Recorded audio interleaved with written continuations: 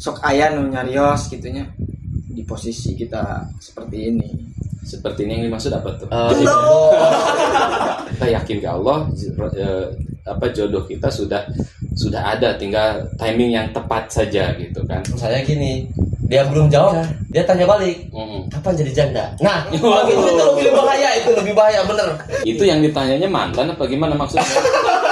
Jangan saya. Apalagi di Indonesia itu ada tradisi mudik, ketemu keluarga, dan ajang pamer. Nice. Pamer dong. Semua juga orang itu berbuka di 1 Syawal. Karena ada yang sudah itu di awal Ramadan, di pertengahan Ramadan kan gitu. Iya. Sampai paeh aing mah moal ngarah poho, moal ngarah rek ngahampura. Ini kan ngeri. Nah, makanya kita jangan menunggu momen lebaran harusnya untuk meminta maaf.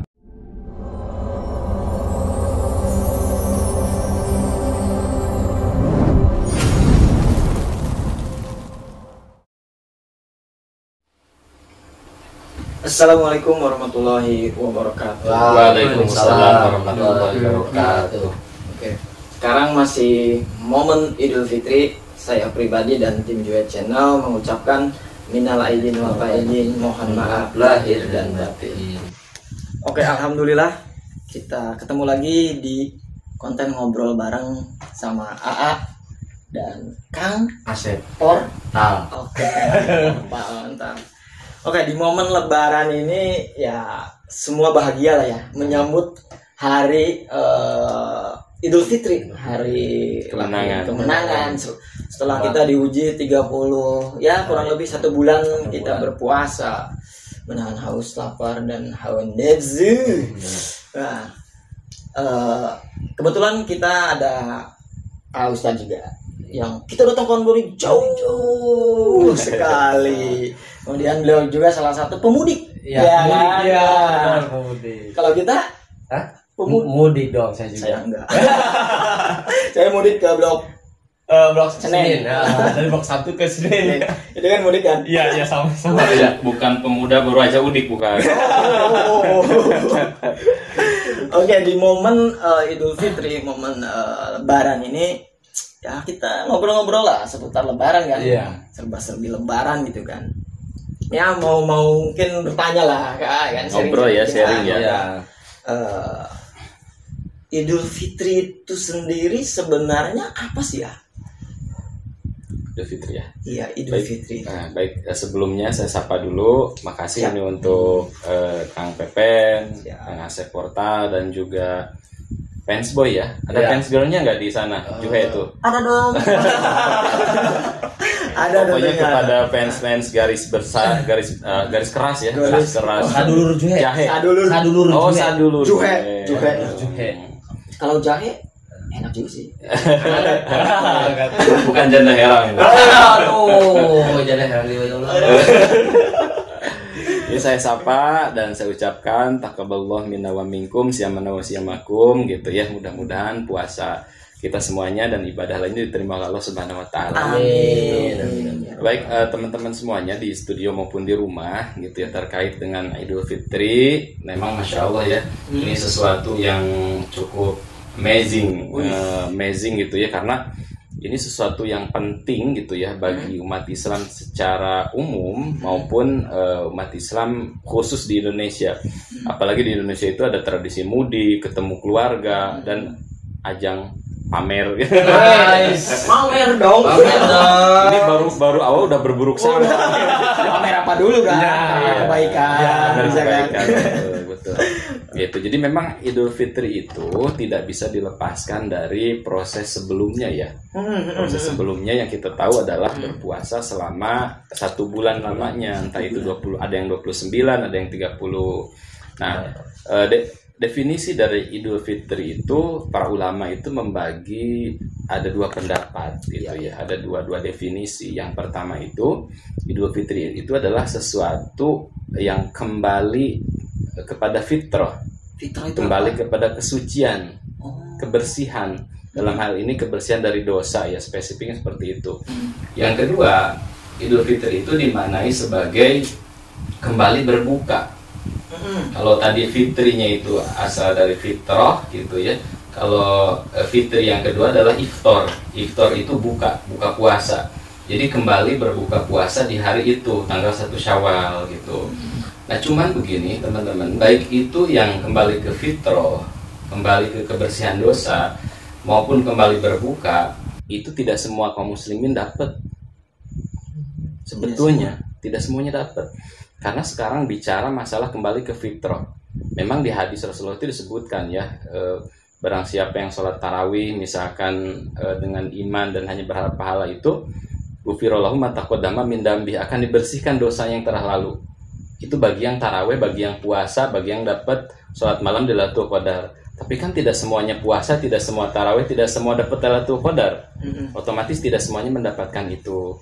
Nah, kemudian yang kedua, tidak semua juga orang itu berbuka di 1 Syawal.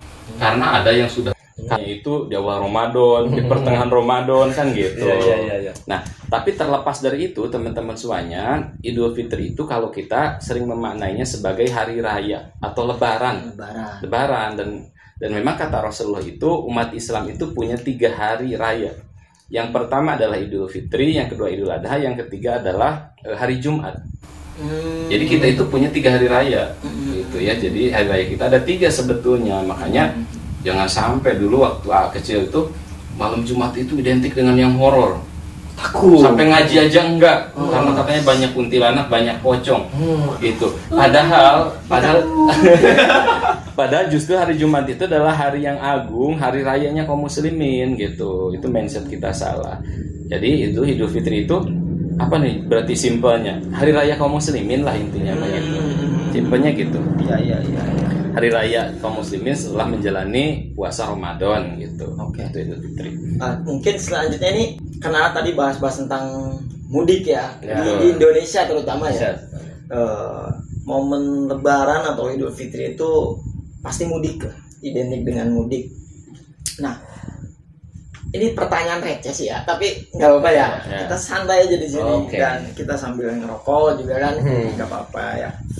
Kita itu kan bagi pemudik nih ya, Ya. kita lamanya itu di perantauan, taruhlah di kota-kota besar. Tapi kenapa kok minta maafnya di Di kampung kampung pas mudik. pas mudik? Iya. Itu gimana tuh? Ya. Terkait tradisi mudik, memang kalau Amel lihat itu satu yang positif ya.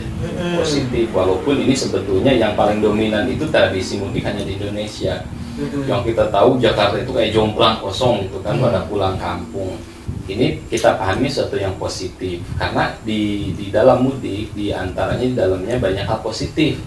Ada silaturahim, yang mana kita tahu silaturahim itu bisa memanjangkan umur, bisa menambah rizki dan lain sebagainya. Buktinya mudik kesini dapat kopi, ini dapat coklat juga itu. Enggak, itu bercanda. Gitu. Jadi mudik itu memang suatu yang positif ketika diniatkannya positif dan dilakukan dengan cara yang positif tadi, gitu kan? Iya. Gitu. Terus tadi apa tadi teh? Lamanya di sana, Oh, iya. bulannya di sana, Iya. tapi minta maafnya di sini gitu, di kampung gitu. Kadang-kadang gini loh, kita bicara masa dulu, masa jahiliyah ya. Kadang-kadang kita tuh sering bikin salah ya, gitu ya. Kadang kita berantem sama si fulan, itu kalau mau minta maaf itu nggak gue banget gitu, gengsi dan lain sebagainya. Tapi anehnya ketika hari Lebaran itu seolah-olah gengsi ego itu hilang. Jadi tiba-tiba pengen minta maaf, pengen jadi salaman, rangkulan, karena memang itu keberkahan dari hari raya. Merinding. Gitu. Betul.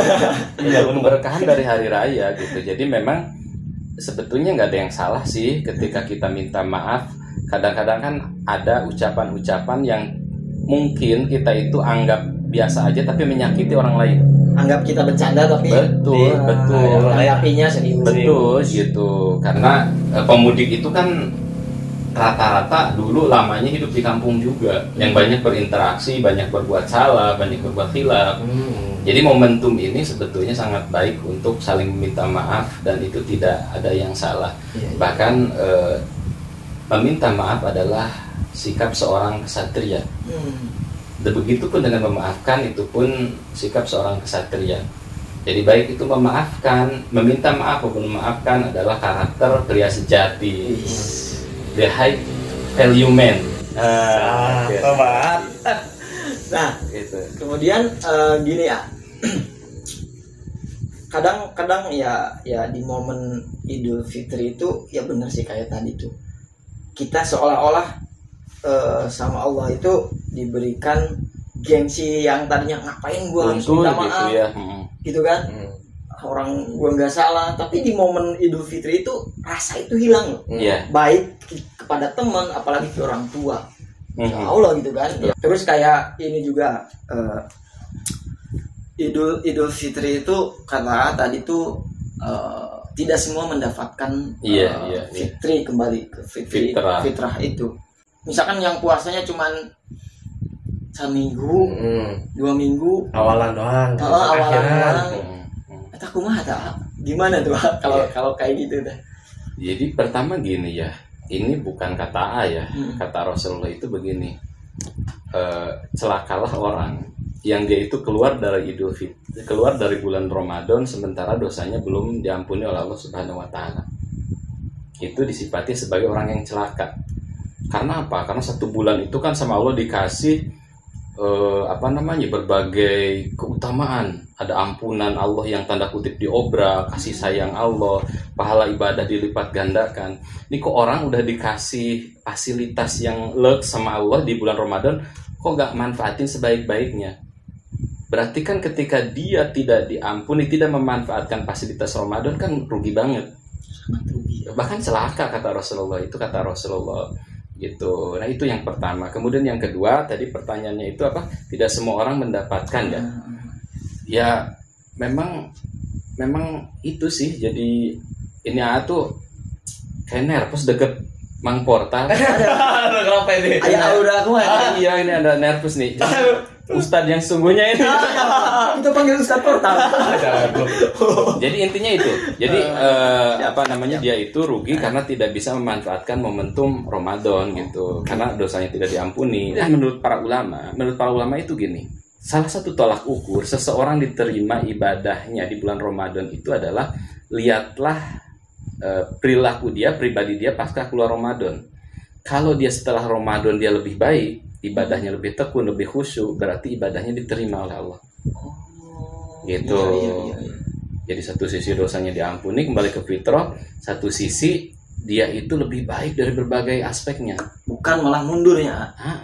Wong kata Rasulullah itu kalau hari sekarang sama dengan hari kemarin itu rugi. Oke. Hari sekarang lebih buruk dari hari kemarin, celaka.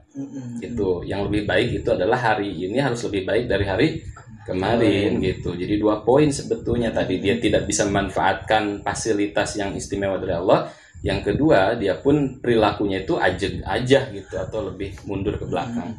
Dan kemudian ternyata bukan saja diibaratkannya tuh ketika kita mau lebaran, kita datang ke pasar lalu melihat obralan yang sangat dahsyat, beli 2 gratis 1. Wah itu. Kan itu momen yang wah, di THR belikan gitu.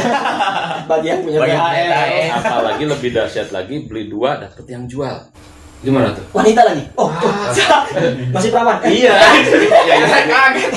Ketika kita sudah di momen lebaran, kan ada juga nih yang pertanyaan yang kalau nggak pakai baju lebaran nggak jadi lebaran. Iya benar. Nah sedangkan ya gimana gitu kalau bagi yang dari segi ekonominya nggak ada, kurang mampu, nggak bisa beli baju lebaran, berarti nggak lebaran dong. Padahal lebaran mah lebaran gitu. Nah itu teh gimana teh? Kita sendiri sebetulnya harus membedakan antara tradisi dengan keyakinan gitu ya.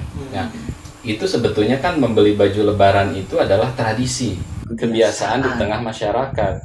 Sebetulnya tidak dilakukan pun tidak berdosa. Tetapi kalau berpositif thinkingnya itu, kenapa bisa terjadi tradisi baju baru? Itu mereka mengambil spirit dari hari raya. Hari raya, hari bersenang-senang, karena memang kaum muslimin di hari raya itu dianjurkan untuk berbahagia. Dianjurkan untuk berbahagia, bersenang-senang tanda kutip gitu. Bahkan jangan berduka dan lain sebagainya. Makanya ada penyebaran zakat fitrah, zakat mal. Itu supaya harapannya orang-orang yang tidak berpunya ikut merasakan kebahagiaan di hari raya. Jadi itu baju baru itu tradisi. Dan mungkin Dan spiritnya diambil dari hari raya, hari kemenangan itu. Baju lebaran, baru, celana baru, pacar baru. Azan. Hati baru. Iya. Suci kembali. Mungkin Kang Asep ya ada yang ditanyakan nggak seputar ya lebaran apa gitu. Apa info mudik ya? Oh boleh mudik. Tanyakan lah. Ya pengalaman mudik mungkin ya. Karena soalnya perantauannya disebut mudik itu mungkin dari kota, dari perantauan ke kampung halaman. Pengalamannya itu kayak hati senang itu bukan dari pas sebelum lebarannya. Biasanya dari pas awal puasa aja kita udah planningnya itu, pemikirannya udah Mudik. Iya, mudik. Bukan duit mudik. Ya itu. Ya problem cuma itu. Apa tuh? Galaunya itu bukan karena galau itu bukan karena pacar doang ya. Jadi kayak kita mudik aja tingkat galaunya luar biasa. Apa tuh? 2 minggu sebelum lebaran itu udah hati mah udah di pikiran hati udah dilembur gitu ya.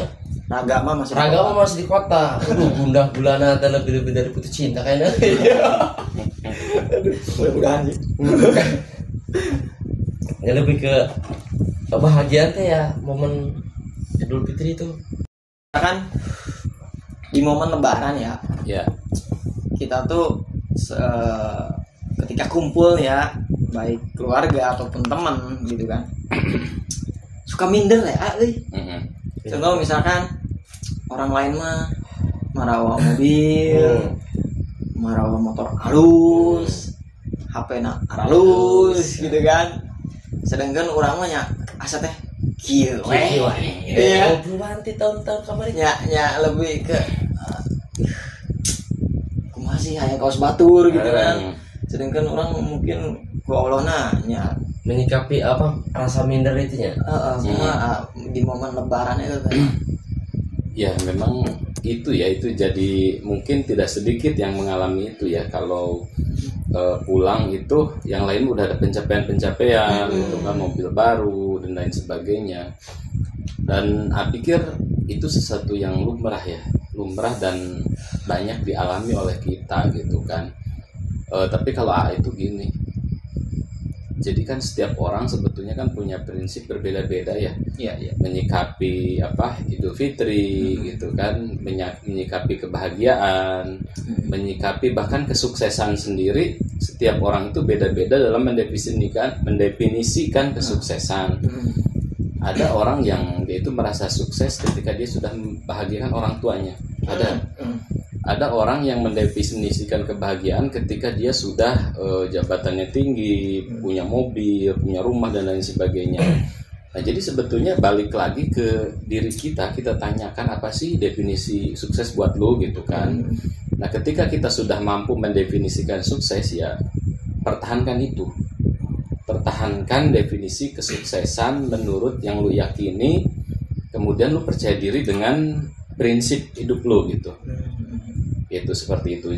Harapannya ketika sudah seperti itu, rasa-rasa minder itu bisa diminimalisir lah. Kalau dihilangkan total mungkin sulit gitu ya. Kayak sendiri sama gitu kan. Usia udah 37 katakanlah, yang lain udah jadi ini jadi itu, bawa mobil ini mobil itu, sebentar ganti gitu kan. motor lagi kan gitu. Tetapi punya definisi kesuksesan sendiri gitu kan. Justru saat ini dipungkiri atau tidak dipungkiri kita hidup di zaman materialistik. Segala sesuatu diukur oleh materi. Justru lewat prinsip hidup itu ingin memberikan contoh, ingin memberikan teladan di tengah kegalauan kapitalistik ini. Oh ternyata si Anu hidupnya biasa-biasa aja, tapi kok kelihatannya nggak ada beban. Tapi kok hidupnya nyaman, tapi kok rumah tangganya harmonis, tapi kok anaknya nurut-nurut dan lain sebagainya. Nanti mereka pun yang melihat kita itu akan jujur. Iya ya saya bawa mobil tapi mobil saya kreditan sebulan 3 juta. Iya ya saya punya rumah tapi rumah saya KPR. Gitu kan. Iya ya saya itu punya rumah tangga tapi rumah tangga saya hancur. Oh bener sih fulan berarti. Itu jadi kembali ke prinsip hidup kita gitu. gitu. Kayak tadi kan tuh dihentikan oleh seseorang yang dia itu ternyata enggak jarang ngelihat dia, tapi dia tuh suka merhatiin terus. Cewek loh. Cewek gitu kan, perhatiin gitu kan. Kamu ada yang merhatiin enggak? Tapi ini positif ya kan, hal-hal yang ya. Oke. Akhirnya dia itu meminta untuk ketemu gitu kan. Setelah ketemu, Mang, dia manggil Mamang. Saya itu memperhatikan hidup Mang ya kok. Tiap ketemu, tiap pulang tuh kayak hidupnya nggak ada beban, kayaknya kok tenang gitu. Itu sih gimana sih bisa kayak gitu kan. Akhirnya dia bercerita dan kita akhirnya sharing tentang kehidupan. Kita akhirnya selangkah di depan kan gitu. Awalnya minder gitu kan, kalau kita punya prinsip, ketika kita berpegang teguh terhadap prinsip, justru nanti realita yang akan membuktikan. Gitu. Itu seperti itu sih. Masuk ke cerita tadi bahwa bahagia itu tidak ditolak ukurkan dengan materi. Tuh, harusnya seperti itu, Karena bahagia itu sendiri ya kita yang ciptakan, bukan orang lain. Betul. Bijak. itu Mario Teguh ya. The Golden Ways. Asa pernah ngilang. Iya, pas jadi keucap itu ya. Gitu kan, sering-sering ya. Gitu. Bahagia itu di sini. Bukan di sana. Biarkan dengan orang lain edit. Kok gitu. Apa lagi alinya? Terus gini ya, lanjut lagi nih tentang momen lebaran nih. Iya. Kita ketika momen lebaran itu datang, kita kumpul lagi nih sama keluarga besar, baik teman-teman semuanya ketika kumpul. Sok aya nu nyarios gitunya. Di posisi kita seperti ini. Seperti ini yang dimaksud apa tuh? Jomblo. Itu poin aja. Poin ya. Sabar. Nah, di posisi kita yang belum diberikan pasangan ya Allah. Lebih gitu ya. Iya. Nah, kadang ada yang bertanya gitunya. Ya, kawin. Ira harek nyusul nikah. Si anu mah geus boga budak, si anu mah geus ieu geus itulah. Kadang orang sok bikin jawab maksudnya kepikiran gitunya. Ujang jawab kumaha. Enggak jawab dulu gitu teh kumaha. Kadang sok nyeredatkeun hate. Aduh. Ya itu mungkin perasaan yang dialami oleh para jomblo ya. Terutama jomblo-jomblo bahagia dan expire. Expire tapi bahagia. Iya. Jojoba ya. Jojoba. Jomblo-jomblo bahagia. Dan alhamdulillahnya hati tidak mengalami itu. Bercanda. Jadi begini, sebetulnya ada 2 poin yang harus kita lakukan ya terkait dengan hal tersebut gitu ya. Yang pertama, sebagaimana pada konten sebelumnya ya, kita itu perkuat keyakinan kita terkait pemahaman masalah jodoh. Jodoh itu sudah diatur oleh Allah. Bahkan sebelum kita lahir ke dunia ini sudah disediakan oleh Allah. Nggak perlu khawatir. Jadi di situ itu kita minimalnya tenang gitu. Tenang, nanti ketika ada pertanyaan yang menakutkan tersebut, udah tenang gitu kan. Minimalnya diri kita tenang dulu gitu. Kita yakin ke Allah, jodoh kita sudah ada, tinggal timing yang tepat saja gitu kan. Itu yang pertama. Yang kedua, ketika kita menjawab, usahakan kita itu jangan di posisi sebagai korban. Jangan korban ya. Jangan sebagai korban. Misalkan ira hareup nikah teuing ieu teu aya jodohna, memelas banget. Teuing abdi ge kumaha kitunya, aku mah dapat atuh misalkan. Akhirnya itu akan membuat mental kita makin down. Iya. Itu kita pusungkan dada aja gitu kan. Sokul. Teuing kitu nya teu acan da, tapi insyaallah lah da jodoh mah tos aya nu ngatur.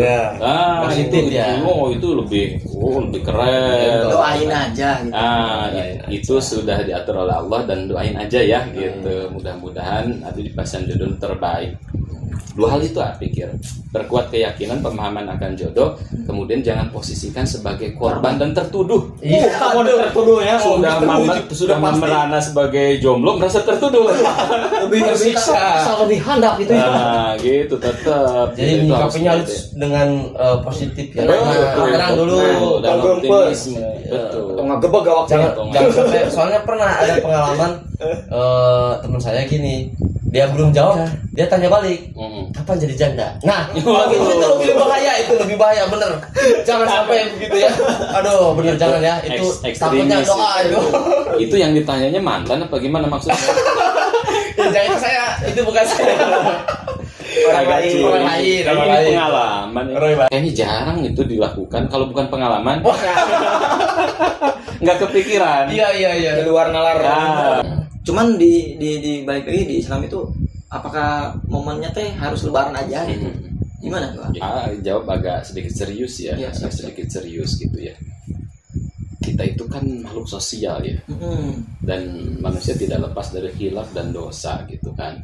Ada salah seorang ungkapan seorang ulama, Ustaz Dr. Khalid Basalamah ya, pernah dengar.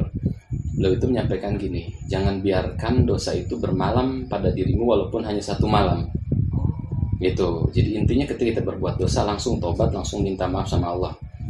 Nah, ketika kita konteksnya berbuat salah sama orang tua, sama orang sekitar, kalau bisa jangan biarkan berlarut-larut. Karena apa? Coba kalau nanti dosa itu kita bawa sampai akhirat. Nanti kita malah dituntut di akhirat atas dosa-dosa kita sama orang tua atau sama yang bersangkutan yang lainnya. Jadi harusnya minta maaf itu jangan berlama-lama. Tidak perlu menunggu momen lebaran. Karena ya satu kita tidak tahu kita hidup sampai kapan dan lain sebagainya kan gitu ya. Nah itu. Udah gitu ada poin penting lainnya. Bahwa Allah itu kan Maha Rahman Maha Rahim. Tetapi manusia, Allah itu Maha Pemurah, Maha Penyayang. Tadi katakan ketika kita bawa dosa sepenuh langit dan bumi, kalau tobatan nasuha pasti diampuni sama Allah. Tapi kalau kita salah sama orang itu nggak seperti Allah loh. Dia itu ada kalanya sampai ada istilah sampai nyang hulung-ulon aing mah moal poho. Maksudnya nyang hulung-ulon paham ya? Sampai paeh aing mah moal ngarah poho, moal ngarah rek ngahampura. Ini kan ngeri. Nah makanya kita jangan menunggu momen lebaran harusnya untuk meminta maaf. Gitu kan harapannya ketika kita berbuat salah yuk kita minta maaf. Tetapi kita sendiri tidak boleh menyalahkan orang-orang yang atau kita yang meminta maaf hanya setahun sekali. Karena tidak bisa dipungkiri ada faktor gengsi dan lain sebagainya. Tetap itu hal yang positif gitu. Mungkin Kang Asep ada yang ditanyakan untuk penonton ada pertanyaan tidak? Bukan percintaan. Momen lebaran itu kan AA menghimbau kepada diri AA ya dan kepada teman-teman semuanya. Momen lebaran itu kan puncak. Nah, ketika kita ingin mendaki sebuah gunung puncak otomatis ada pendakian dulu. Nah, pendakiannya itu adalah proses bulan Ramadan itu. Jadi sebelum bicara lebaran, kita harus berpikir tentang Ramadan bagaimana caranya kita manfaatkan sebaik-baiknya. Poin intinya di situ. Kalau menurut AA buat apa sih ya kalau Ramadan kita sia-siakan tapi kok kita senang-senang excited hanya di hari raya saja. Itu kan nonsen ya. Gitu. Justru kemenangan itu adalah kemenangan bagi orang-orang yang berhasil menaklukkan hawa nafsunya selama 1 bulan. Melewati proses. Betul. Jadi jangan hanya terfokus ke lebarannya tapi fokuslah di 30 hari sebelumnya. 1 bulan sebelumnya dengan mempersiapkan sebaik-baiknya, memanfaatkan sebaik-baiknya momen Ramadan gitu. Dan mungkin ketika kita sudah melewati proses itu dengan luar biasa gitu kan, dengan memaksimalkannya, momen Idul Fitri itu akan terasa beda banget mungkin. Beda banget. Begini, kalau ulama dulu ya, ulama salaf, ulama terdahulu itu sampai begini. Mereka itu dalam 1 tahun membagi waktu itu menjadi 2 bagian. Gitu. Jadi 6 bulan setelah Ramadan mereka itu berdoa ke Allah minta amal mereka supaya diterima selama bulan Ramadan. Dan 6 bulan sebelum Ramadan mereka itu berdoa kepada Allah untuk dipertemukan dengan bulan Ramadan. Saking spesialnya bulan Ramadan. Jadi kalau mereka itu bukan berpikir tentang kebahagiaan lagi, tetapi berpikir ya Allah, kebahagiaan tertinggi saya adalah ketika engkau menerima amal ibadah saya di bulan Ramadan, engkau meridhoiku dan memasukkanku ke dalam surga. Puncak kebahagiaan mereka adalah menginjakan kaki mereka di dalam surga. Itu seperti itu. Itu kalau udah high level ya. Iya. Dan mungkin buat teman-teman yang lagi nonton ada momen yang belum kami ucapkan, silahkan di komentar gitu kan. Entah itu perjalanan mudik, gimana, ban bocor, apa kumaha, sok bae cerita. Serba-serbi Idul Fitri ya. Iya. Silahkan ini lemparkan di komentar atau mau bertanya tentang Ramadan gitu kan. Enggak apa-apa. Kita balas di kolom komentar juga gitu. Dan jangan lupa di follow juga Instagramnya. Ada Instagram juga. Wah, namanya tuh Juhe Channel Instagramnya. Bukan Jahe Channel. Bukan Jahe. Janda heran. Dan kemudian TikToknya juga ada. Waduh. TikToknya juga sama Juhe Channel. Tapi nggak ada yang joget-jogetnya sih. Nggak ada dong. Kita lebih ke menghibur lah. Menghibur dengan komedi kita, dengan cerita pendek kita. Siap. Dan yang terakhir kita juga ada Facebook, fanspage gitu juga channel. Jangan lupa di follow, diikuti dan dapatkan info-info terbaru tentang juga channel, baik video dan perjalanan juga. Termasuk kita konten insya Allah yang akan ada lah. Entah itu seminggu sekali atau apa, ngobrol sharing bareng AA. Namun di tengah nama anjing sawai gitu ya. Sawai jeung jodoh urang. Amin. Bisa aja nanti kita temanya udah tentang gambar gimana sih membangun rumah tangga sakinah mawaddah. Iya, itu berarti itu harus levelnya itu bisa ada calonnya dulu deh. Next level. Ya, next level itu. Dan buat teman-teman ya saya doakan buat para jomblowati di seluruh Indonesia gitu, mungkin dipertemukan dengan jodoh yang terbaik. Jangan mudah, jangan. Mungkin ada juga tambahan dari A untuk closing statementnya. Itu closing statement terkait Hari Raya Idul Fitri ini. Teman-teman yang mudik pulang, manfaatkan waktu berkumpul bersama keluarga sebaik-baiknya. Ketika teman-teman sekarang sedang berada di hadapan orang tua, bahagiakan mereka, buatlah mereka tersenyum, berikan yang terbaik untuk mereka gitu ya. Nah, terkait misalkan kemarin ada sesuatu hal ya, kita puasa, kita bolong-bolong dan lain sebagainya ya, harapannya bulan depan tahun depan tidak kita ulangi gitu ya, supaya momen Idul Fitri ini betul-betul berkesan, tidak hanya sebatas seremonial mudik dan lain sebagainya saja.